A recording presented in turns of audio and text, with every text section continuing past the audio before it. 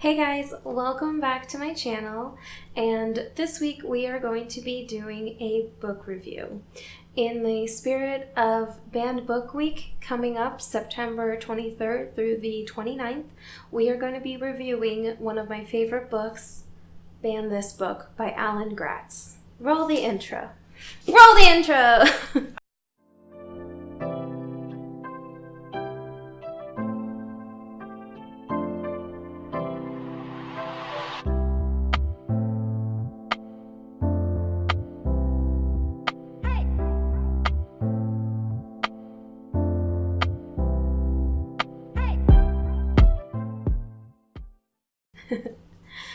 So, Ban This Book follows a girl named Amy Ann Allinger, who spends most of her time, if not all, in the library.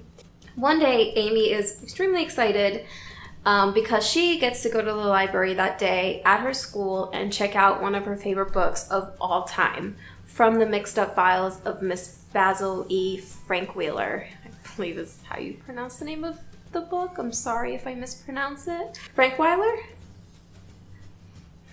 So when Amy Ann gets there, she discovers that a list of books were banned because someone deemed them to be inappropriate for middle schoolers to read. Amy Ann is confused as to how her favorite book could be inappropriate, so she decides to fight back against this by starting what is called the Banned Books Locker Library, or the BBL. BBLL.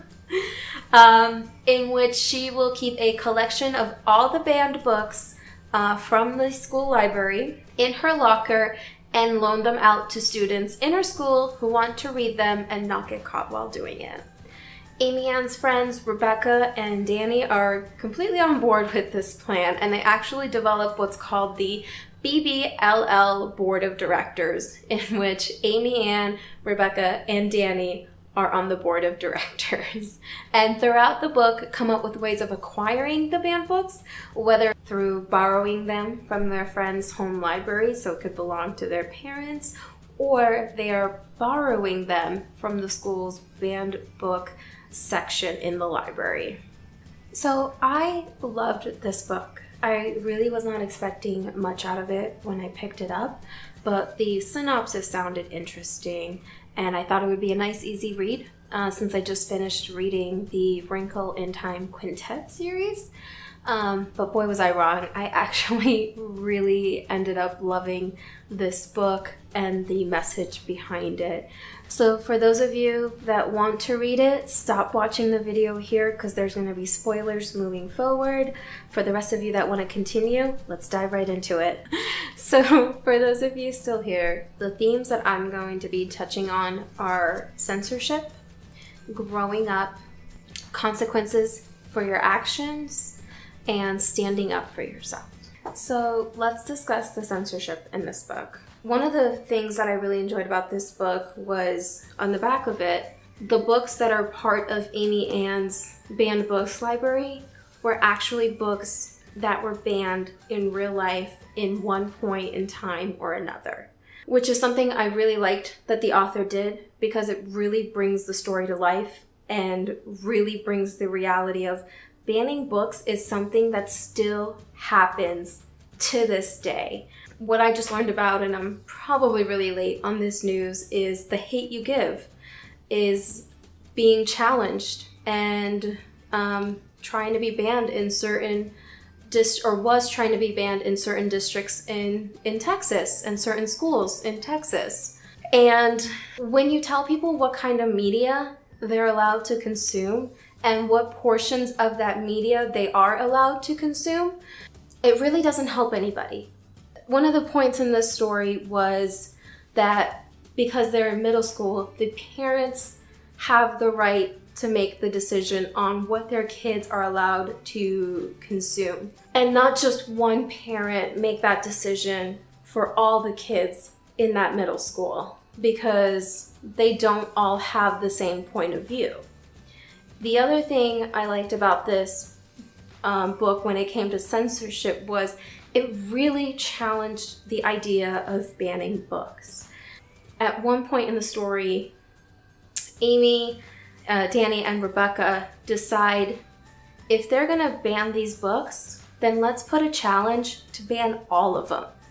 And they literally spent hours and got the whole school behind them to fill out challenge forms to ban every single book in the library. They came up with the silliest reasons to ban them. And that was really what got me into the stories, because you can come up with any reason to ban anything in any point in time. One of the books that was banned was all of the Captain Underpants books. And I actually remember reading those, and they were silly, but that's it. That's all they were. They were just silly. And those books were actually banned. So that's why I liked it, because they literally sat there and challenged every book for the silliest reasons. They did all of this to prove that when you want to challenge one thing and you want to ban one thing, what's stopping you from doing that for anything else? What's stopping people from coming up with the silliest reasons to ban anything and everything? In my opinion, I don't think any books should be banned. I think it's up to the people. If they want to read it, all power to them. If they don't want to read it, all power to you. No one's making you read it. No one's forcing you to read it. If it's something you're interested in, I think everyone should have access to the books that they're interested in and to the media that they want to consume. So going into the next part of this book is growing up, which is another thing I really enjoyed about the underlying message. One of the kids' moms who was responsible for banning the books in the middle school library, Amy Ann kind of had it in her head that this mom is essentially evil. You know, why would she want to ban all these books, especially her favorite book, which she didn't feel was inappropriate? And they read the other books that the boy's mom banned too, such as Matilda, or Wait Till Helen Comes, or The Egypt Game. And they didn't, you know, they're middle schoolers, but they didn't feel like they were inappropriate. They actually enjoyed the books. So Amy Ann had it in her head that this kid's mom was evil. And what happened later on, and what really made Amy Ann grow up in the eyes of the reader, was she went to go pick up her sisters from school, and they were in the playground, and she noticed the plaque on the playground was that kid's mom's name, and she paid for the playground. She paid for a brand new playground for these kids to play in, and she realized that people aren't just in two categories, good or evil. They do things because they think it's in other people's best interest. So it really made her realize that maybe she's not evil, but she's just misguided, or thinks, not misguided, but thinks that she's doing the right thing by challenging and banning these books. And it really made her grow up, because she realized that things aren't just black and white. People aren't good and evil. There's gray areas, and people are complex, and the things that they do and the thought processes that they have for doing these things are complex. And it really, when she realized that, she definitely grew up as a character in the eyes of the reader. The other part I really loved about this book was Amy Ann's inner dialogue.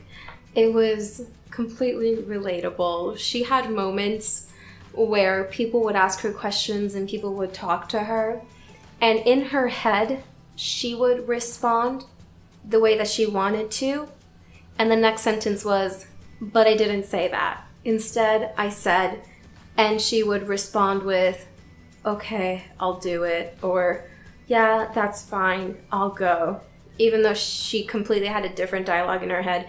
And it was completely relatable, because I can't think of how many times where I said something in my head and responded completely differently. So it really made me fall in love with her as a character, because I think we've all had that moment, or those moments in general, of responding a certain way in our head and actually saying something completely different in real life.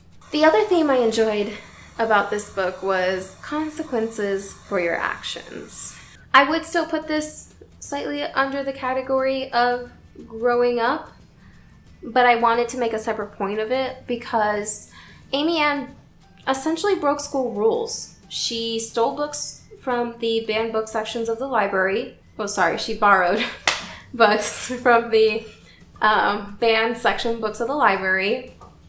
She gave them out to her friends because she thought she was doing the right thing, but she was essentially doing what that boy's mom did, just in an opposite direction. She was making the decision for those parents of they should read this book without maybe realizing that the parents might have not wanted them to read certain books just yet.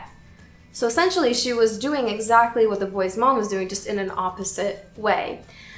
And because of that, because she broke the rules, because she borrowed books from the library, she was punished for it. She was suspended from school for 3 days. Luckily, she wasn't expelled. That was on the table, but her parents came in and talked to the principal, and she had consequences for her actions. She was suspended. And I thought that was a great part to put into the book, because it shows that even though she's the heroine in the story, even though she's doing what she believes is right, not everyone's going to view it that way. She still broke the rules, and there's still consequences for breaking those rules. Another theme in this book was standing up for yourself. Amy Ann's extremely shy. She's very introverted, very quiet. Like I mentioned earlier, has dialogues in her head, but says completely different things to people, and doesn't ever really stand up for herself. Banned books locker library was one way for her to do that, to stand up for herself, or just to stand up for what she believed in and what she thought was right. The other way she stood up for herself was she actually, at the end of the book, found her voice. She went to the board of directors meeting and presented the papers to them and essentially stood up for herself by saying, you didn't follow the protocol on when it came to banning the books. You just accepted these challenges from this kid's mom and banned them, when the real protocol is accepting the challenge forms, presenting them to the librarian. The librarian then will make the decision on if these are appropriate books for middle schoolers. Instead, just went rogue and decided to completely skip protocol and go ahead and ban these books just off of the challenge form and not even running it through the proper channels.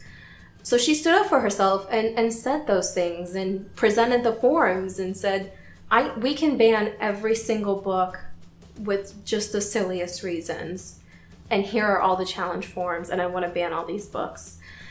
And that was really a way, instead of breaking the rules and having this banned books locker library, a way that she learned how to stand up for herself is by turning it around on them and showing them that it's okay to challenge books, but you also have to run it through proper protocols. You have to let the proper people, like the librarians, decide if these are the books that are appropriate or not for middle schoolers. Overall, really enjoyed this book, as I think you guys can tell, and I gave this a 5 out of 5 stars. It touched on really important topics. It touches on very sensitive topics, but important ones that I think we need to discuss. Important ones that I think we need to have open dialogue about when it comes to these things. So overall, really enjoyed it. It is a middle school grade book and falls under the realm of young adults, juvenile fiction. If you are interested, I suggest you grab it in the spirit of the Banned Books Week coming up September 23rd through the 29th. It's a very easy read. It's about 255 pages. It's an extremely easy read. Alright, that's gonna do it for today's video, guys. Thank you so much for watching. Please like and subscribe and tell me what you thought about the book, if you read it, or just what your thoughts are of banning books in general. Bye! Bye! Roll my outro. Bye!